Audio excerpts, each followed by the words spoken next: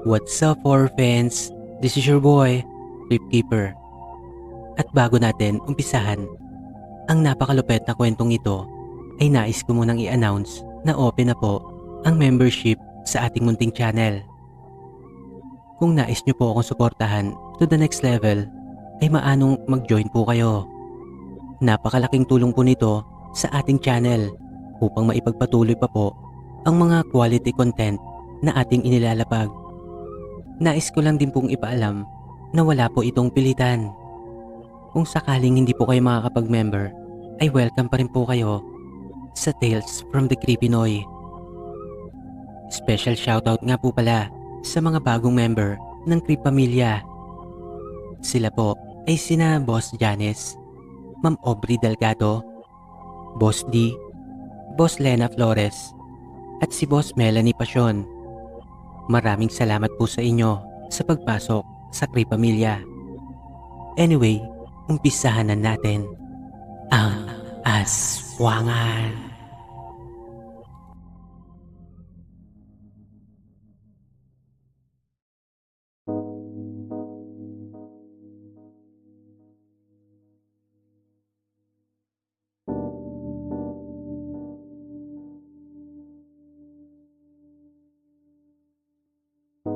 Ang istoryang inyong matutunghayan ay base sa karanasan ni Milan. Naganap ito sa Bulan, Sorsogon. Ano, yung sinasabi niyong binaranggay, nabibiktima pa rin. Paano ba naging aswang yung, sino ba una naging aswang sa kanila? Yung dalawang mag-asawa. Yung taga rito, ito, pinaniniwala sa aswang eh. Oo. Paano mo nakita yung tik-tik nun? Yung sa bubong din. Paano, kwento mo paano kung... Naka-ano siya, nakadapa. Kaya yan, ano doon, ano lang eh. Kinukuskus niya talaga na makabutas. Paano makit ka? Magkit ako doon Sino sa... buntis nun? Ang asawa ko. Buntis asawa mo. Hmm. Tapos, Yung ano na yun, kasi nagsabay yun eh. Din, dalawa sila doon sa loob. Eh nagkakaanoan na yun. dalawa sila sa isang bahay. Oo. Pinag-ano na nga lang namin kasi may nagkakabalitaan na nga na ano, may aswang daw. Oo. Di sinabihan ko yung Saan lugar yun? Bicol. Sa may ano? Ano, Sorsogon? Oo. Sinabihan ko lang, pag-isahin na lang natin ang asawa natin Oo. pagkagabi. Kasi para mabantayan natin maayos. Oo. Nandiyan naman ang biyanan natin eh. Tulong tapos sa mga bayo natin nandiyan eh. Hindi kayo natutulog doon pag Hindi. Pag nakaka-random kami doon sa bubong, Oo. lalong pinakaskas. Kaya inakyat ko. May dala na ako itak eh. Oo. Akyatin ko, pag-akyat ko tama lang pag silip ko putang yan. Pag flashlight ko side light. Laki ng pagil ngayon. Ubad siya. Ubad. Nakaubad? Wala siyang brief, wala siyang ano. Malupit yan. Kung hindi sinaway yan ni nanganak ng panganay, hindi sana titigil yan eh. Oo. Sinaway lang yan eh. Pinabayaan lang. Pero ano yung pinagkaraman na huwag na mag-uulit.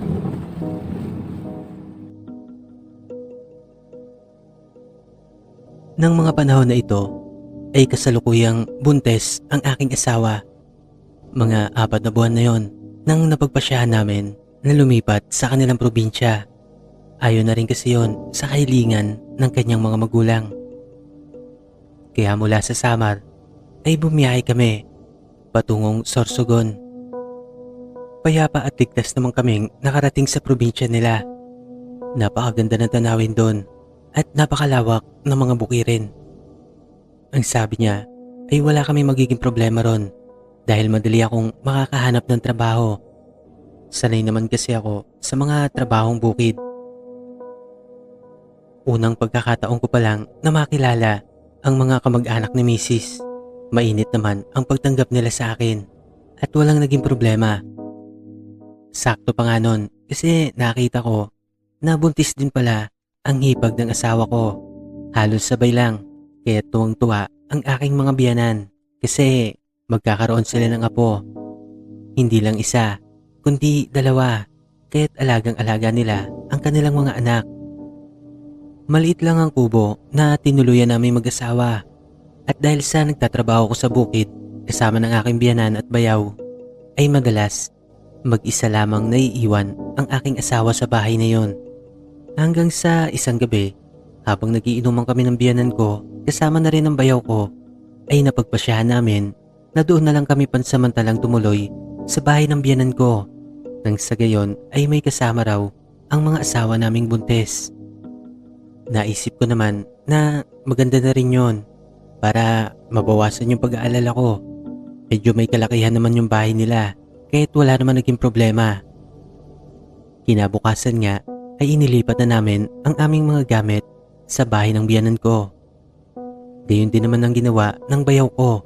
Bale, doon muna ang mga asawa namin habang nagtatrabaho kami sa bukid.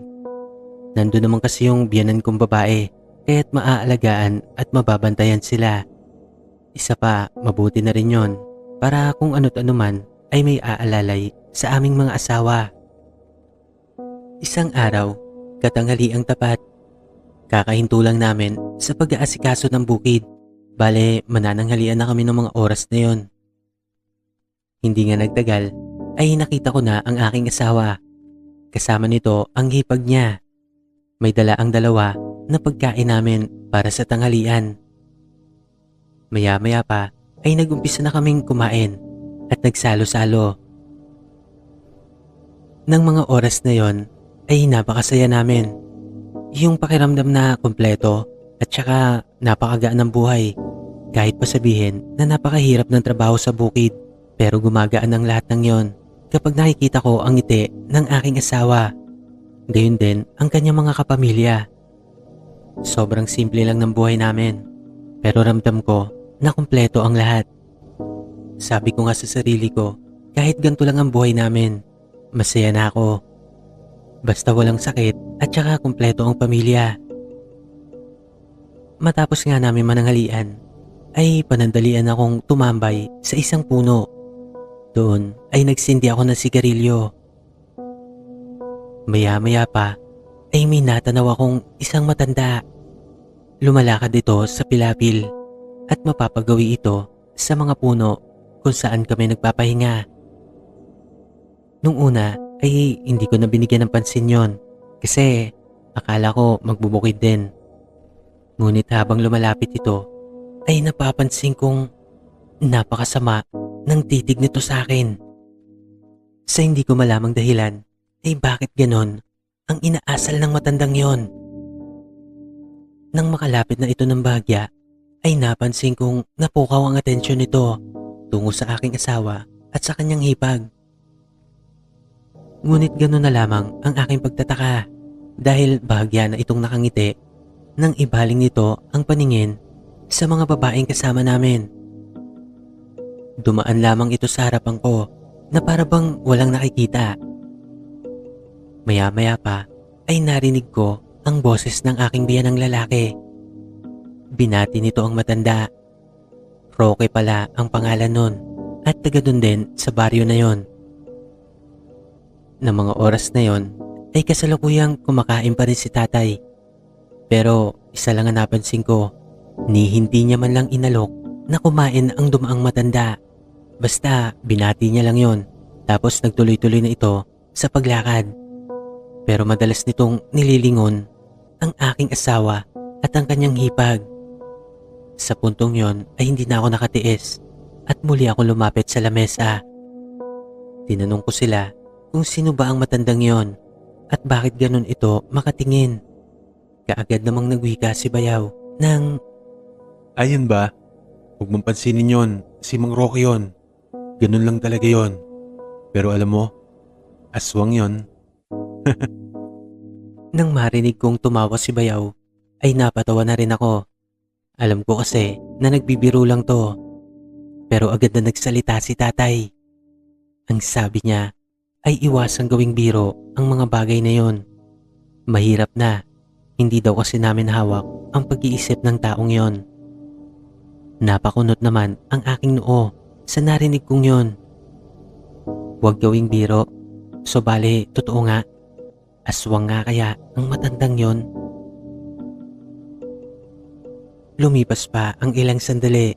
Sa aking pagtataka ay pinahinto na ako sa pagtatrabaho ng aking biyanan at pinatid sa akin sa bahay ang aking asawa kasama ang hipag niya. Nagtaka naman ako kung bakit kailangan ko pa silang ihatid. Yung mga nakaraang araw, hindi ko naman sila hinahatid. Pero bakit yung pagkakataong yon ay tila seryoso ang aking biyanan? Hindi ko naman ito nagawang tanungin pa kasi nga baka magalit na. Habang naglalakad kami pa uwi ni Mrs., ay pilit ko siyang kinukulit kung ano ba talaga ang pagkatao ng matandang yon. Nakailang beses akong tanong pero hindi ako sinasagot ng aking asawa. Nagsimula lamang ito magkwento nang makauwi na kami sa bahay. Ayon sa aking asawa ay totoo ang sinabi ng kanyang kuya na aswang nga si Mang Roque. Medyo natawa pa nga ako. Hindi dahil sa hindi ako naniniwala sa aswang. Marami nun sa amin doon sa Katbalogan. Pero ang pinagtataka ko, alam pala nila na aswang ang matandang yon. Bakit ganon? Hindi nila pinapaalis sa lugar na ito.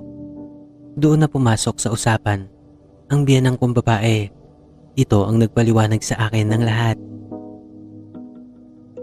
Ang angkan daw ng matandang yon ay lehitimong naninirahan sa kanilang lugar. Sadyang napakalaki daw ng naitulong nito sa kanilang mga kababaryo mula pa sa mga ninuno nito. Hindi naman daw talaga aswang ang pamilyang yon. Halos karamihan nga sa mga kamag-anak nito ay nasa politika. Ang anak nga nito na si Mario ay isang kagawad sa kanilang baryo. Tinanong ko pa nga, bakit ganun ang nangyari? Bakit naging aswang ang matandang yon? Nagmula daw yon sa asawa nito na si Aling Maring. Kamamatay lang daw nun, mga 3 buwan na ang nakakaraan.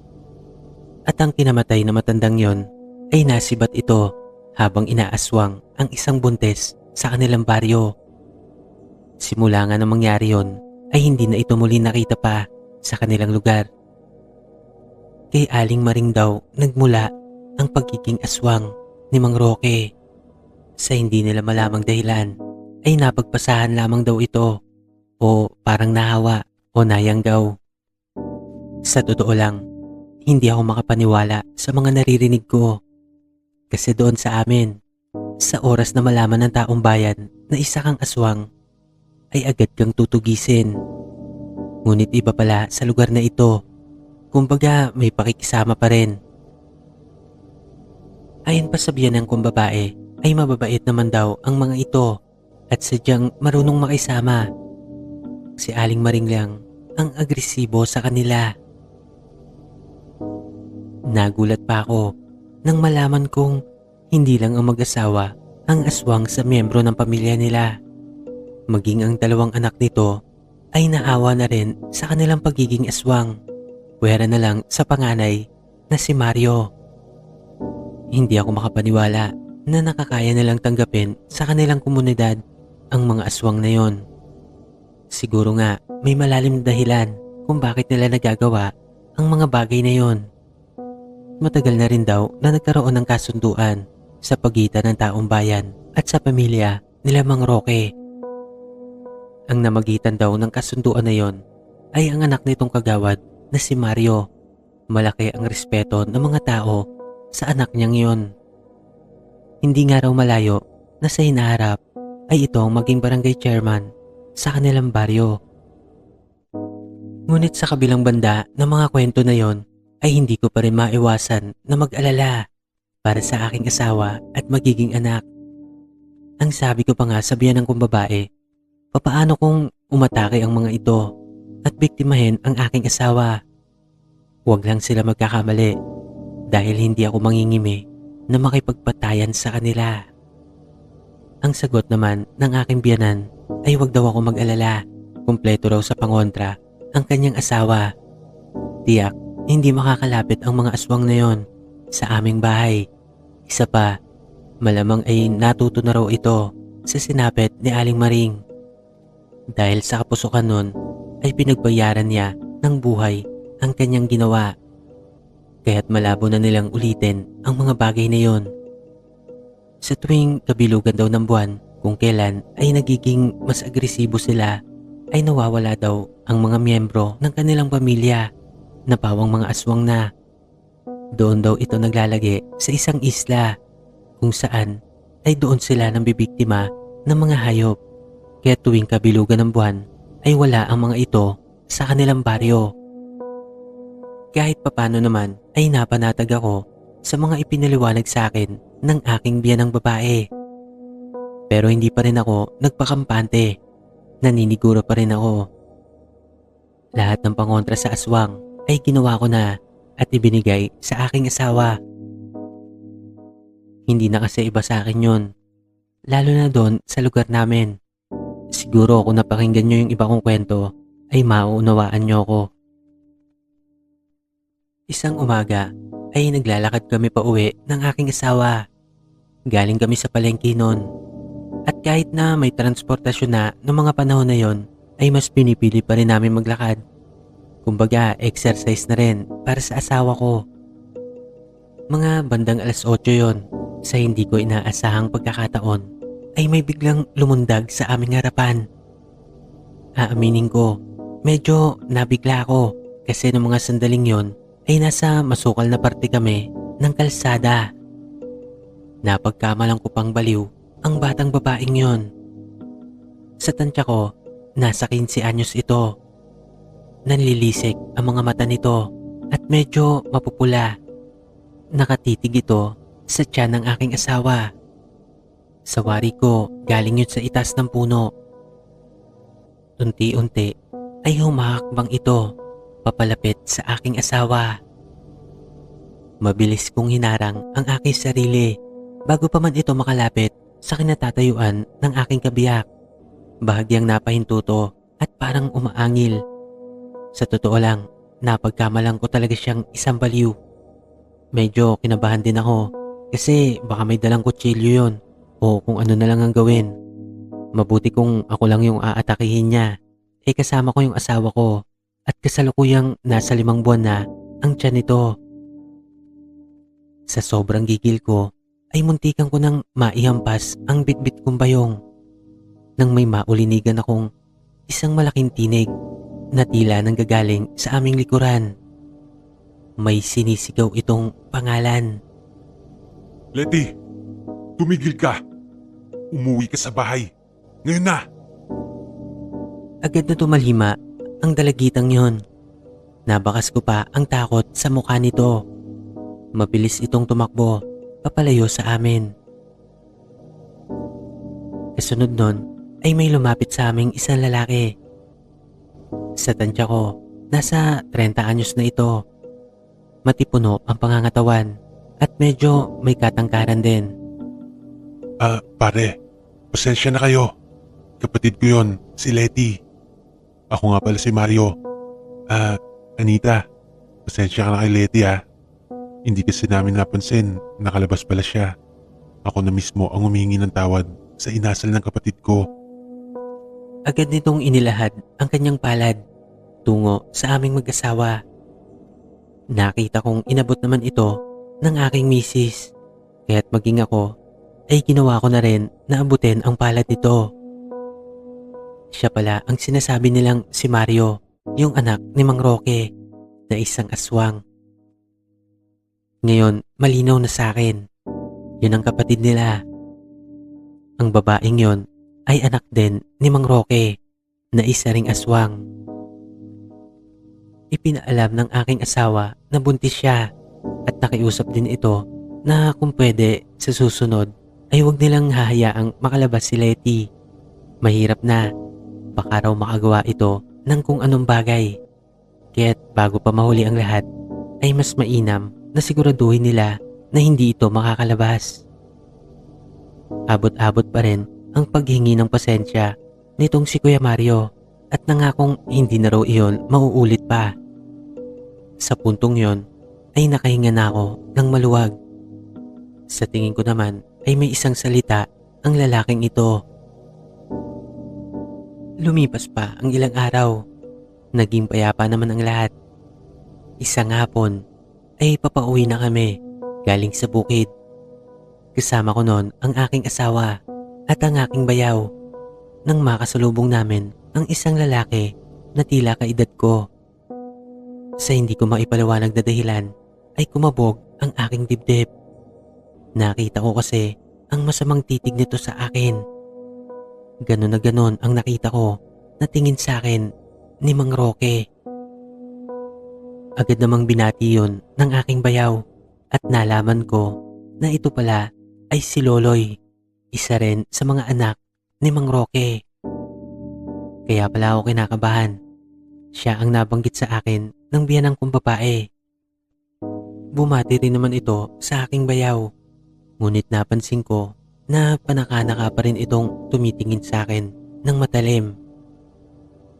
At dahil sa hindi na ako makapagpigil, ay sinuklian ko na rin ng masamang tingin ang mga pagtitig niyang yun. Nang makita niya ako na gano'n na rin ang tingin sa kanya, ay tuluyan na nga itong umalis. Tila nasintak ito sa ginawa kong yun. Sa isip-isip ko, kung may binabalak din siyang masama sa aking asawa at anak, ay tatadtarin ko siya ng pinong-pino. Lumipas pa ang ilang araw hanggang sa makaabot na nga sa 7 buwan ang ipinagdadala ng aking asawa.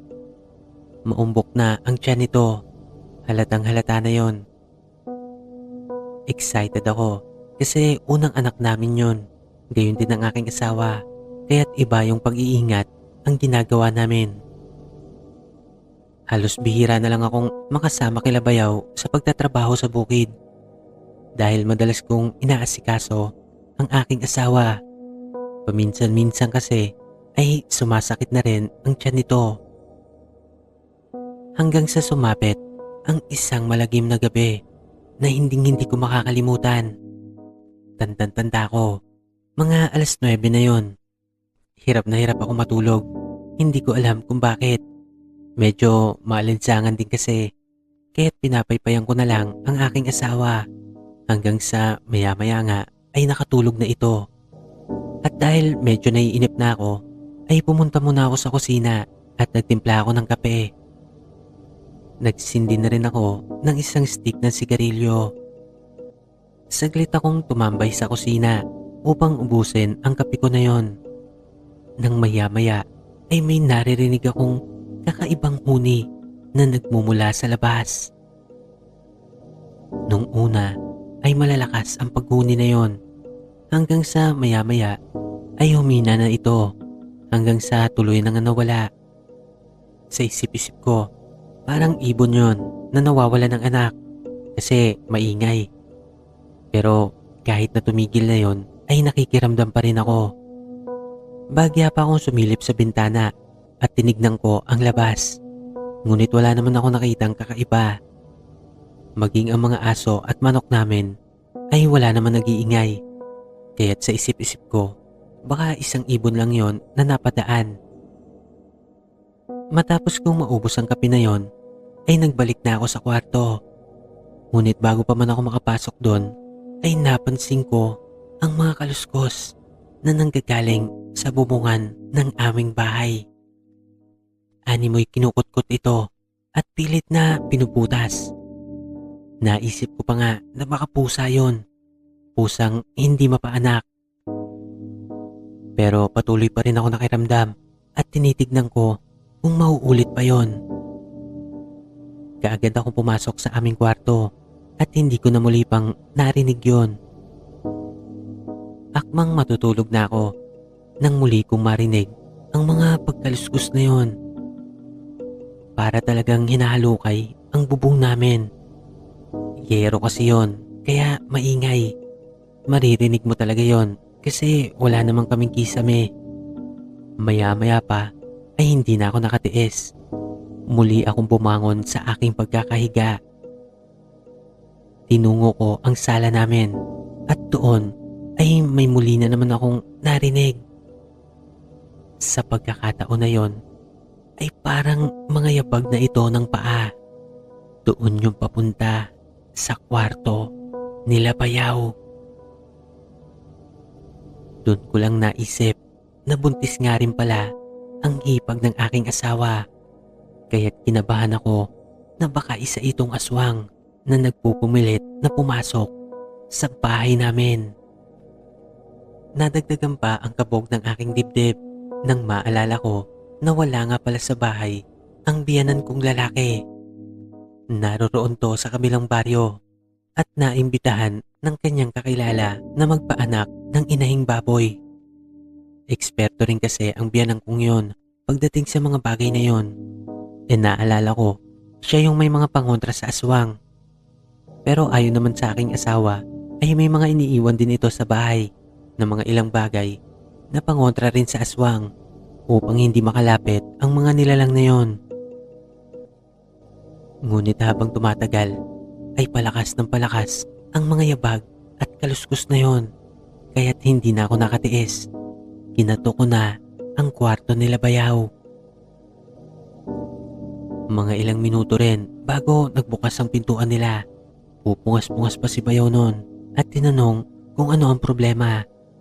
Agad akong sumenya sa kanya na huwag lumikha ng ingay. Ikinuwento ko kung ano ba ang aking mga naririnig. Sa puntong yon ay nag-umpisa na ring makiramdam si Bayaw. Napatunayan niya na totoo nga ang sinasabi ko. Maya-maya pa ay hindi na ito nakatiis at mabilis na kumuha ng itak na naroroon sa may kusina. Ganun na rin ang ginawa ko at sinundan ko siya sa labas ng bahay. Bahagya niya pang sinilip ang itaasan ng bubong. Ganun din naman ang aking ginawa sa likod ng bahay. At nang muli kaming magkita sa harapan, ay iisa lamang ang aming nasambit. Halos sabay pa nga kami. Pusa lang pala eh. Matapos nga nun, ay bahagya pa kaming nagkangitian at pumasok na sa loob ng bahay. Ngunit ilang minuto lang ang lumipas nang muli na namang maulit ang mga yabag at kaluskus na yon. Sa pagkakataong ito ay mas lalo pang lumakas at tila ba naging agresibo. Tuluyan na akong nakaramdam ng kilabot sa buo kong pagkatao. Ngunit agad ko rin naman naalala na kailangan kong maging matapang para sa aking asawa at sa aming panganay. Buo na ang pasya ko, haharapin ko ang aswang na yon. Dali-dali akong lumabas ng bahay at kinuha ang hagdan ng kawayan.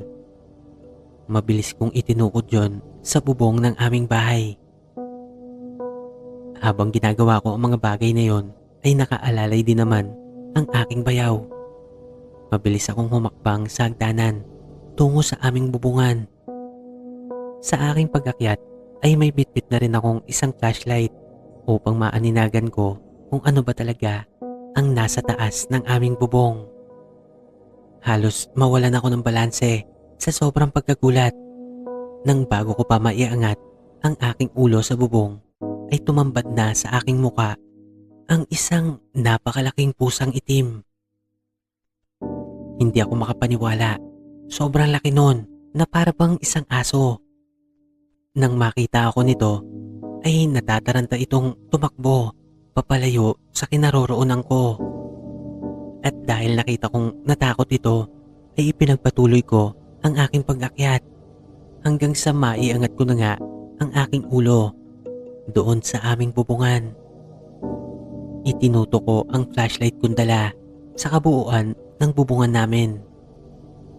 Ganun na lang ang aking pagkagimbal nang nakakita ako ng isang nilalang na nakapusturang parang isang palaka. Nandun ito sa gitnang bubungan ng aming bahay. Nalilisik ang mga mata nito at pulang-pula ang mga yon. Napansin ko rin ang matutulis nitong ngipin at medyo may kahaba ang kuko na siyang ginagamit niya na pangkutkot sa yero ng bahay. Umangil ito sa akin nang napansin niyang iniilawan ko siya. Inaamin ko, medyo naistatwa ako ng mga sandaling yon. Nakaramdam ako ng takot. Hindi agad ako nakagalaw at hinihintay ko kung ano ang susunod na gagawin nito. Halatang galit na galit ito at para bang gusto ko sugurin. Hinihintay ko naman na lumapit ito. At kapag nagkamali ang aswang na yon, ay kaagad kong itatarak ang itak na nasa aking tagiliran. Mga ilang segundo rin kaming nagkatitigan hanggang sa nasanay na sa dilim ang aking paningin. Doon pa ako mas kinilabutan nang makilala ko kung sino ang nilalang na yon. Hindi ako maaaring magkamali. Siya ang matandang si Mang Roque. Agad ko itong minura at isinigaw ng malakas ang kanyang pangalan. Uy, tanda! Kilala kita! Ikaw si Mang Roque. Bumuelo ako Walang yakang upang aswang ka. makahakbang sa ibabaw ng bubong. Tinatalo mo. Buong tapang kong ginawa ang mga bagay na yon. Ngunit hindi rin nagtagal ay unti-unti itong matras hanggang sa kumilos ito ng napakabilis at tuluyan nang lumundag doon sa may damuhan. Hinabol pa nga siya ng mga aso namin, ngunit dahil sa bilis niyang kumilos ay hindi na siya naabutan ng mga ito. Hindi na nga kami nakatulog matapos ang tagpong yon. Mga 4:00 na ng madaling araw nang dumating ang biyanang ko lalaki. Nang malaman nito ang nangyari, ay galit na galit ito at nais pang sugurin ang bahay nila Mang Roque. Ngunit pinigilan na namin siya. Ang sabi ko, kinabukasan na namin gagawin ang mga bagay na yon. Dahil sa kilala naman sila sa buong baryo, ay itadaan namin yon sa legal na paraan. Kinabukasan nga ng umaga, wala pa akong tulog noon. Agad kami nagtungo nila tatay sa barangay hall. Doon ay nakita ko si Kuya Mario. Ipinaliwanag ko rito ang ginawang pag-atake ng kanyang tatay sa amin sa kalagitnaan ng dilim. Muli ay abot-abot na naman ang pasensya nito at sandali kaming pinaghintay sa isang kwarto doon sa barangay. Hindi nga nagtagal ay kasama na nito ang kanyang ama na si Mang Roque. Hindi ito makatingin sa amin ng diretsyo dahil na rin siguro sa nagawa nito kagabi. Nang mga sandaling yon, gusto ko na siyang panatan. Gusto ko siyang sakalin. Gigil na gigil ako sa kanya dahil sa panganib na idinulot niya sa aking mag-ina. Hindi ako makakapayag na may mangyaring masama sa kanila. Dahil kung magkagayon ay hindi ako mangingimi na tapusin ang buhay ng matandang aswang na to. Hindi naglaon ay nadaan naman ang lahat sa mabuting pag-uusap. Namagitad sa amin ang kagawad na si Kuya Mario na anak ni Mang Roque. Nangako ito na hindi na mauulit ang mga nangyari kagabi.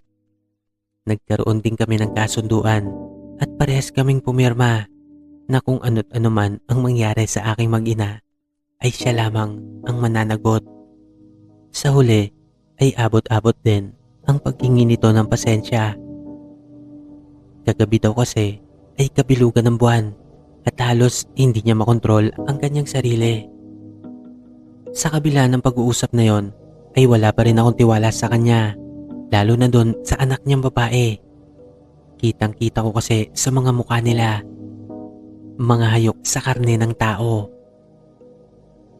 Matapos nga ang pangyayaring yon ay halos hindi na ako mawala sa tabi ng aking asawa hanggang sa tuluyan na nga itong nanganak. Sa awa ng Diyos ay malusog naman ang aming panganay at hindi na muling naulit pa ang panggugulo nila Mang Roque.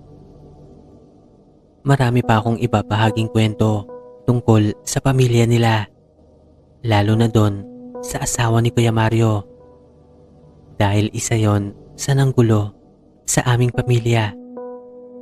Marami pang susunod na mangyayari. Doon ko na lang ibabahagi yon sa mga iba ko pang kwento. Abangan nyo sana yon.